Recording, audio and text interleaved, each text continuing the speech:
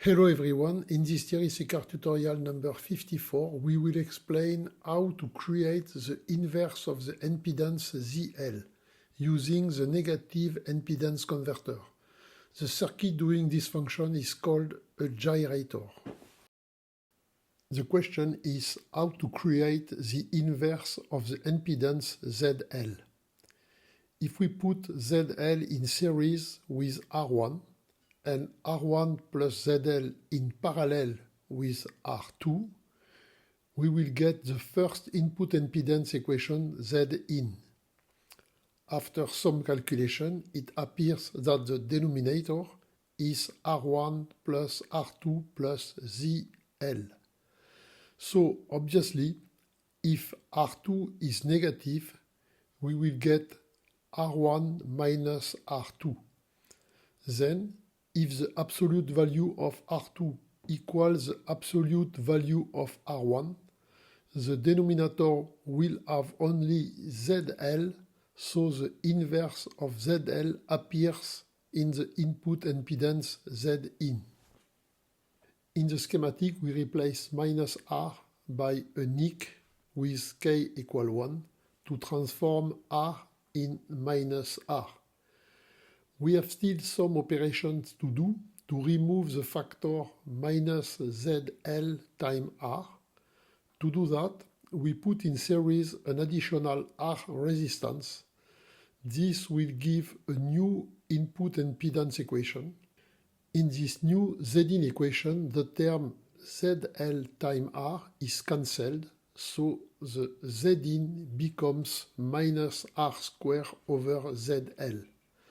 Now, we just need to remove the negative sign by adding a final negative impedance converter to get Zin equal R squared over ZL.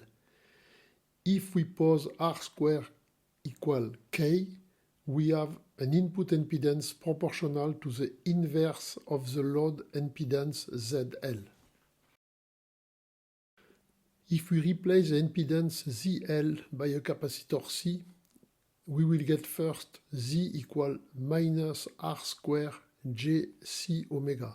Then Zin equal JR squared C omega.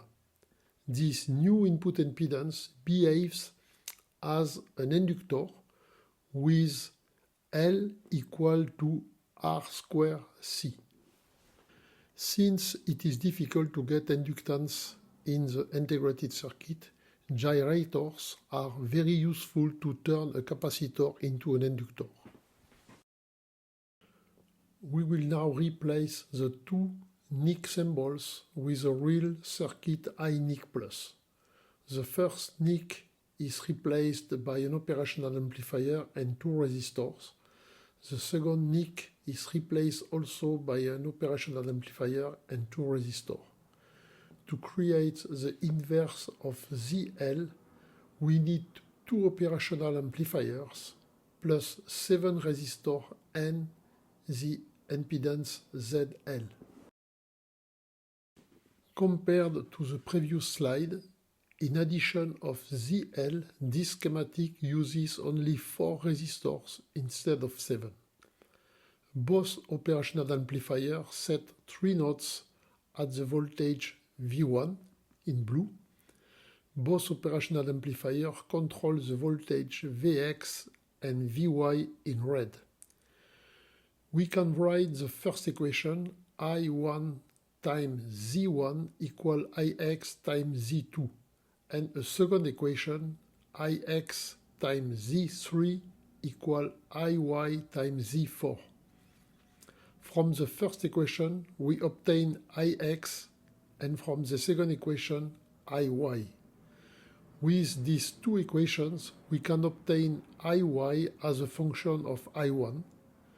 Since Iy is also equal to I2, these two equations allow us to obtain I2 as a function of I1.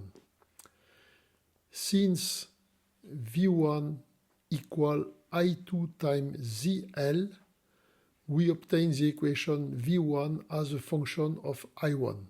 Thus, by calculating the ratio V1 over I1, we obtain the input impedance Zin equal to Z1, Z3, ZL over Z2 times Z4. So with this schematic we get the inverse of both impedance Z2 and Z4.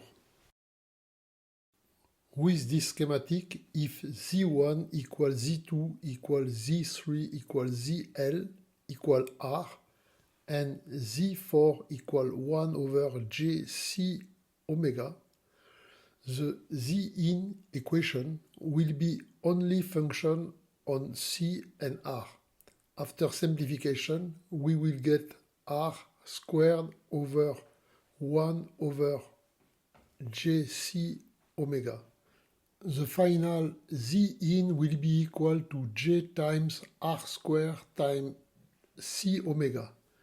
This impedance is equivalent to an inductance of value L equal R squared C.